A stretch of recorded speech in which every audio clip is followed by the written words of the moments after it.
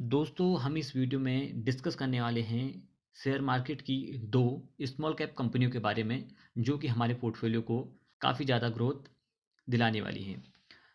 तो सबसे पहले बात कर लेते हैं फर्स्ट कंपनी के बारे में जिसका नाम है home first finance limited company.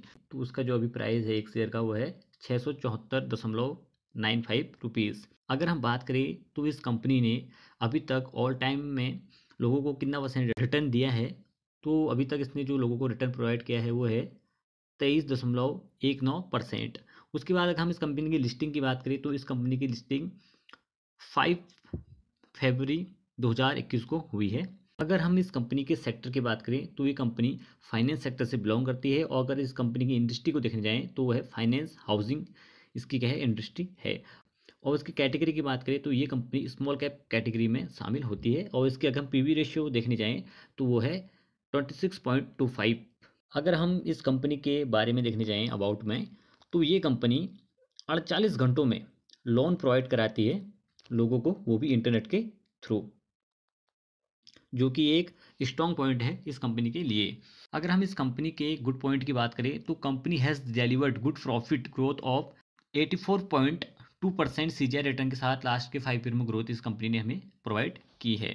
उसके बाद डिस्कस कर लेते हैं इस कंपनी के नेट प्रॉफिट के बारे में। तो हम नेट प्रॉफिट को देखने जाएं तो अगर पहले नेट प्रॉफिट 80 करोड़ का था, उसके बाद देखते हैं कि 100 करोड़ का होता है, उसके बाद देखते हैं कि 186 का, उसके बाद देखते हैं कि सीधे 224 करोड़ का क्या हो जाता है नेट प्रॉफिट हो जाता है। तो नेट प्रॉफिट में हमें क्या दिख रही है, कंसिस्टेंसी के साथ ग्रोथ देखने को मिल रही है। उसके बाद हम देखने जाएं इस कंपनी के कंपाउंडिंग सेल्स की ग्रोथ को तो वो भी क्या हो रही है, डबल डिजिट के साथ ही ग्रोथ हो रही है। अगर हम 10 ईयर की बात करें तो 85%, अगर हम 5 ईयर की बात करें तो 45% के साथ ग्रोथ हो रही है, अगर 3 ईयर की बात करें तो 31% के साथ ग्रोथ होती है, अगर हम एक साल की बात करें तो 25% के साथ ग्रोथ हो रही है सेल्स में।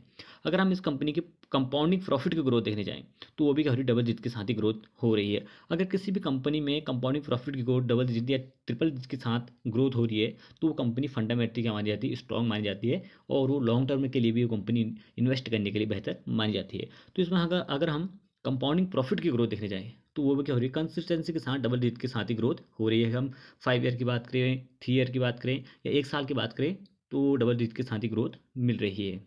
उसके बाद अगर हम स्टॉक प्राइस सीजीआर की बात करें तो वो देखते हैं कि हम 10 ईयर का स्टे डबल नहीं है और 5 ईयर का भी और 3 ईयर का भी, बट 1 ईयर का देखते हैं तो -10% के साथ ग्रोथ हो रही है। बट अगर हम देखते हैं कि अभी जो भी फाइनेंस कंपनी है, फाइनेंस सेक्टर है, वो गिरावट के साथ ही परफॉर्म कर रहा है, तो ये कंपनी भी अभी गिरावट के साथ ही परफॉर्म कर रही है। बट जब भी मार्केट में उछाल आएगा तो ये कंपनी ही सबसे पहले क्या करेगी, ग्रोथ करेगी, क्योंकि स्टेट के हिसाब से। उसके बाद अगर हम इस कंपनी के रिटर्न ऑफ इक्विटी को देखने जाएं तो वो भी हरी डबल डिजिट के साथ ही ग्रोथ हो रही है। हम 10 ईयर की बात करें वो भी डबल डिजिट के साथ, 5 ईयर की बात करें वो भी, और अगर 3 ईयर की बात करें वो भी, अगर हम एक साल की बात करें तो सब में हमें डबल डिजिट के साथ ग्रोथ देखने को मिल रही है। उसके बाद देख लेते हैं इस कंपनी में शेयर होल्डर पैटर्न को। तो शेयर होल्डर पैटर्न कुछ इस प्रकार से, अगर हम इस कंपनी में प्रमोटर का स्टेक देखने जाए तो वो है 33.53%। हम अगर देखते हैं तो सितंबर के क्वार्टर में 33.56% था, जो कि घटकर 33.53 रह जाता है। तो इसमें जो प्रमोटर का जो स्टेक है थोड़ा बहुत ट्रिम हो रहा है। उसके बाद हम एफआई का स्टेक देखने जाएं इस कंपनी में तो एफआई का स्टेक भी हो रहा है, ट्रिम ही हो रहा है। एफआई ने भी इस कंपनी में सेलिंग ही की है इस क्वार्टर में। अगर हम सितंबर के क्वार्टर में प्रमोटर का स्टेक देखने जाए तो वो है 10.31%, और उसके बाद हम दिसंबर के क्वार्टर में देखते हैं तो स्टेक घटकर कितना रह जाता है, 9.37% ही रह जाता है। उसके बाद डिस्कस करते हैं इस कंपनी में डीआई का क्या स्टेक है। डीआई मतलब डोमेस्टिक इन्वेस्टर। तो डोमेस्टिक इन्वेस्टर का इसमें इन्वेस्टमेंट है वो क्या हो रहा है, बढ़ रहा है, उसमें ग्रोथ देखने को मिल रही है।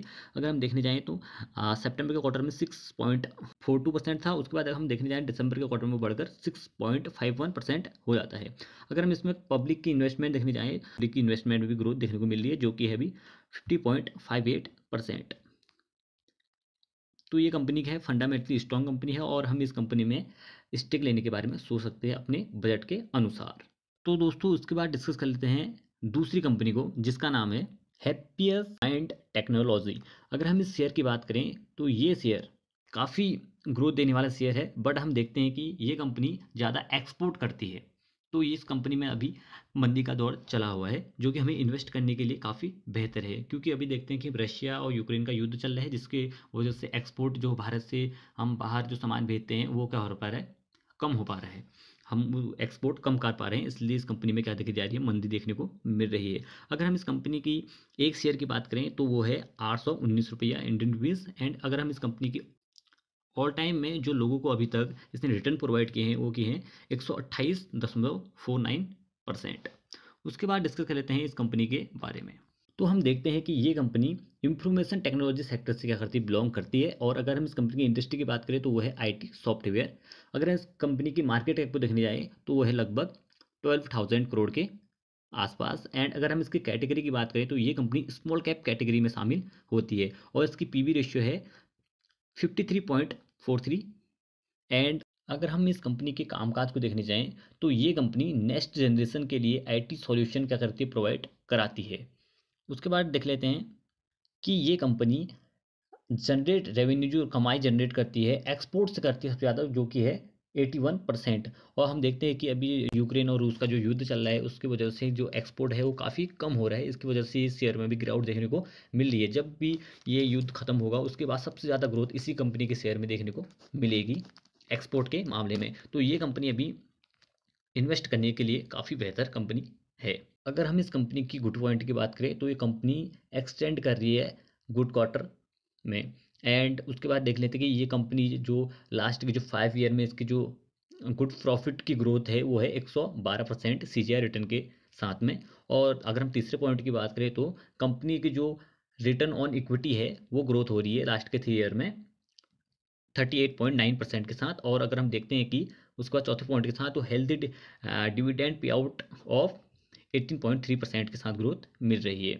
उसके बाद देख लेते हैं इस कंपनी के नेट प्रॉफिट के बारे में। तो इस कंपनी का जो नेट प्रॉफिट हो रहा है उसमें कंसिस्टेंसी के साथ क्या दिख रही ग्रोथ देखने को मिल रही है हमें। तो उसके बाद हम डिस्कस कर लेते हैं इस कंपनी के कंपाउंडिंग सेल्स की ग्रोथ के बारे में। तो कंपाउंडिंग सेल्स की ग्रोथ भी देखने जाए तो वो भी क्या हो रही है, डबल डिजिट के साथ ही ग्रोथ हो रही है। अगर हम 10 ईयर की बात करें तो उसमें भी डबल डिजिट के साथ ही ग्रोथ मिल रही है। 5 ईयर की बात करें तो उसमें भी, अगर 3 ईयर की बात करें तो 21% के साथ बढ़ रही है। अगर एक साल की बात करें तो 34% के साथ ग्रोथ मिल रही है सेल्स में। अगर हम उसके बाद कंपाउंडिंग प्रॉफिट की ग्रोथ के देखने जाएँ तो वो भी क्या हो रही है, डबल डिजिट के साथ ही ग्रोथ हो रही है। अगर हम 10 ईयर की बात करें तो 24% के साथ ही, अगर हम 5 ईयर की बात करें तो 112% के साथ, अगर 3 ईयर की बात करें तो 76% के साथ प्रॉफिट में ग्रोथ देखने को मिली है। अगर एक साल की बात करें तो 35% के साथ प्रॉफिट में ग्रोथ देखने को मिल रही है। अगर उसके बाद हम डिस्कस कर लेते हैं इस कंपनी के सीजीआर रिटर्न के बारे में। तो 5 ईयर और 10 ईयर और 3 ईयर का स्टेट अवेलेबल नहीं है, बट 1 ईयर में देखते हैं तो -29% के साथ हमें सीजीआर रिटर्न प्रोवाइड हो रहा है। तो हम देखते हैं कि अभी जो भी एक्सपोर्ट कंपनियां हैं वो अच्छे से परफॉर्म नहीं कर रही है। आईटी सेक्टर की कंपनियां भी देख रहे हैं वो भी अच्छे से परफॉर्म नहीं कर पा रही है। तो इसलिए इस कंपनी में भी गिरावट हमें देखने को मिल रही है। बट यही इन्वेस्ट करने का सही मौका हमें उपलब्ध है, तो इस मौके को गंवाना नहीं चाहिए। उसके बाद देख लेते हैं इस कंपनी के रिटर्न ऑन इक्विटी के बारे में। तो वो भी क्या हो रही है, डबल डिजिट के साथ ही ग्रोथ हो रही है। उसके बाद डिस्कस कर लेते हैं इस कंपनी के शेयर होल्डर पैटर्न के बारे में। तो अगर हम इस कंपनी के शेयर होल्डर पैटर्न को देखने जाए तो उसमें जो प्रमोटर का स्टेक है वो है 53.24%। अगर हम इसमें एफआई का इन्वेस्टमेंट देखने जाएँ तो वो है 4.07%। अगर हम डीआई का इन्वेस्टमेंट देखने जाएँ तो इस कंपनी में वो है 1.32%। अगर उसके बाद हम इसमें देखते हैं कि पब्लिक का क्या इन्वेस्टमेंट है, जो पब्लिक का इन्वेस्टमेंट है वो है 38.74%। तो हम देखते हैं कि ये दोनों कंपनियां ही स्मॉल कैप कंपनियां फंडामेंटली काफ़ी स्ट्रॉन्ग कंपनी हैं और इन कंपनियों में हम स्टेक लेने के बारे में सोच सकते हैं। और अभी इन कंपनियों में गिरावट भी उपलब्ध है, तो हम इन कंपनियों में स्टेक लेने के बारे में देख सकते हैं अपने अनुसार, अपनी बजट के अनुसार, अपनी स्टडी के अनुसार। अगर हम इन दोनों कंपनियों में इन्वेस्ट करना चाहते हैं, किसी की भी बात को सुनकर हम इन्वेस्टमेंट नहीं करते हैं। पहले अपनी इन्वेस्टमेंट करने से पहले अपने भी उस कंपनी के शेयर के बारे में नॉलेज ले लेते हैं। आफ्टर देन ही उस पर क्या करते हैं, इन्वेस्ट करते हैं। तो सबसे पहले आप बात सुनिए किसी और की भी, या मेरी बात सुनिए, किसी और की बात सुनिए। आफ्टर देन ही इसमें इन्वेस्टमेंट कीजिए अपनी स्टडी कर या उसको उस शेयर के बारे में नॉलेज लेकर। तो दोस्तों इस वीडियो में इतना ही। आपको ये वीडियो इन्फॉर्मेटिव लगी हो या नॉलेजेबल लगी हो तो इस वीडियो को प्लीज़ लाइक कीजिए एंड सब्सक्राइब जरूर कीजिए इस चैनल को। मिलते हैं अगली वीडियो में। Thank you.